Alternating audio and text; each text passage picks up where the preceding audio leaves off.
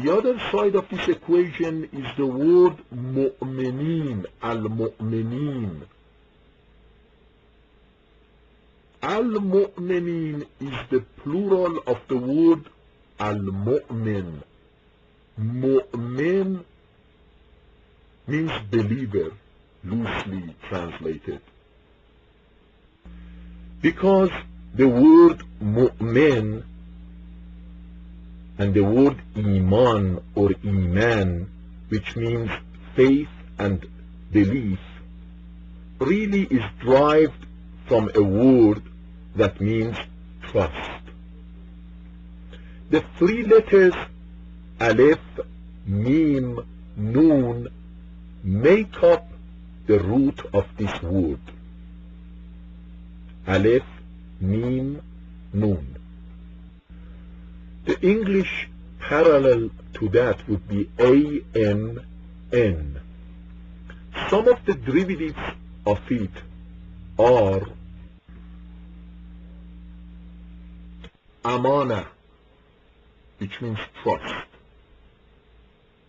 Amin means trustworthy. So Iman really means trust. When we say you have Iman to Allah, that means you trust Allah. When we say you have Iman to Prophet, that means you trust the Prophet. So Mu'min is a person who trusts. Mu'min is a person who has Iman, and Iman meaning trust. So Mu'min is a person who trusts. And because trust is intertwined with knowledge, also a person who knows something for certain can develop trust towards that thing. For instance, if you know this curtain that is hanging on the wall, if you know for certain that behind it there is a solid wall, then you would trust to lean on that curtain.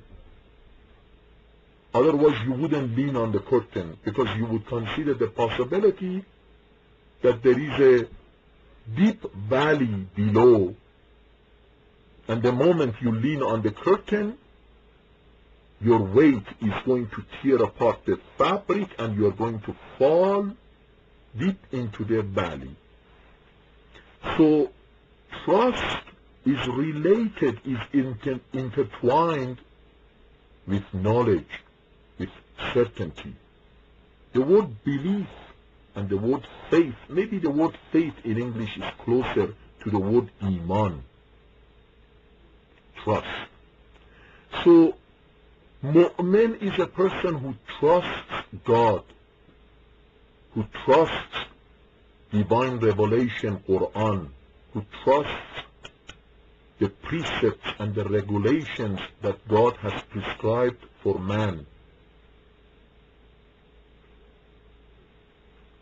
Quran says the prophet, the messenger, is superior to the believers than believers to themselves. النبي أولى بالمؤمنين من أنفسهم.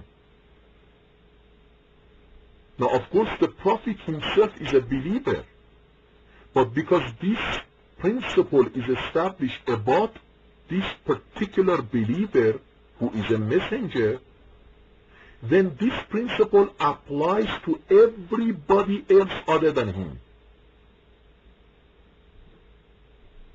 Because it doesn't make sense that we say he is also superior to himself, even though he is a believer himself.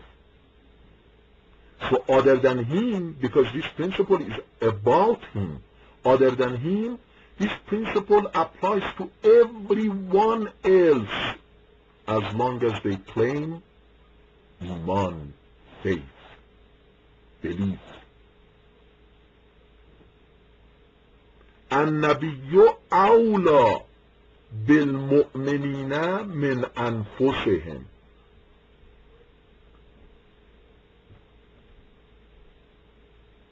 this superiority that is reflected in the word awla,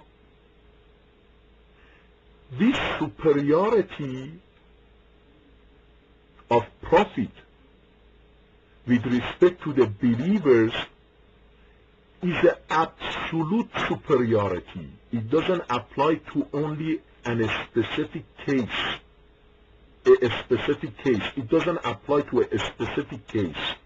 Rather, it is an absolute superiority. And the meaning of the concept of absolute superiority of the Prophet over the believers, over the mu'mineen, is this: that the Prophet, in all the things that the believers have authority over themselves, he has more authority.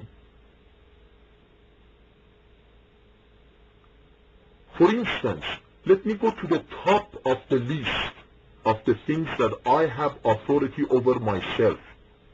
Of course, in a limited way that Allah has granted me.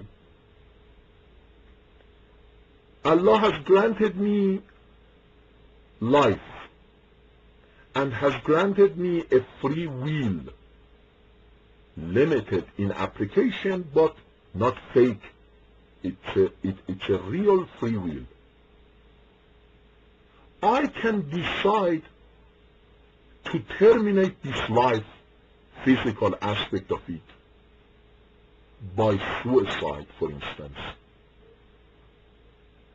Meaning, in a very limited, artificial way, I have authority over my physical life. Now, I could decide not to do that. When Quran says the Prophet has authority over you, meaning that authority over my life, Prophet has more than myself. I went to the top of the list and I talked about life. Prophet has more authority over me with respect to opinions regarding matters, even my personal matters. Prophet in social affairs, in personal individual affairs, in the affairs regarding government, in the affairs regarding judgment and passing verdicts, has authority over every single believer more than they have over themselves or over some people around them. Now, this absolute authority has to have a very profound reason behind it. This is tremendous power. النبي أولى بالمؤمنين من أنفسهم. This is absolute authority. So there must be a reason behind it. The reason behind this prescription is this: that Rasulullah sallallahu alayhi wa sallam, the messenger of Allah, peace and blessing of Allah be upon him and his progeny, is infallible. Now, the proofs of infallibility demand different subject of it's a different subject of its own and demand different lecture. But that's a proof that could be served in here. The reason Allah has bestowed upon Prophet such an authority is because Prophet is infallible. Number one, he is infallible representative of Allah.